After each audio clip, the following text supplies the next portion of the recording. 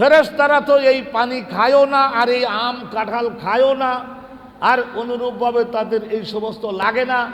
অনুরূপভাবে ঘর বাড়ি তারা বানাইয়ে বসবাস করে না, ফাঁকা জায়গা পাইল দাঁড়িয়ে ইবাদত শুরু করে দিল। ফেরেশতাদের এগুলি লাগে না, আমাদের লাগে। এই সূর্যটা মানুষের জন্য, চন্দ্রটা মানুষের জন্য, আর এই সমস্ত পানি বলেন, বাতাস বলেন, আর এই পৃথিবী গ্রহের এই যে ধারণ করে রাখে, উঁচু করে রাখে, এই ধারণ করে রাখে মোকেল্লা। এই পৃথিবী হলো মোকেল্লা, আর ওই আকাশ হলো মোজেল্লা, আমাদের সকলের মাথার উপরে ছায়া দিয়ে থাকে। তাইলে আল মোকেল্লা ওয়াল মোজেল্লা, আর সাগরের পানি, আর এই যে সমস্ত বাতাস, আর এই যে ফসল উৎপাদনকারী মাটি, আর যত বলেন পাথর আর বালি, আর যত রকমের সবজি আর শাকসবজি, ঘাস পানি, এই সব কিছু, গরু ছাগল হাঁস মুরগি, এই সব কিছু ওই মানুষের জীবনে উপকার দেবে। সেই জন্য আল্লাহ তাআলা বলছেন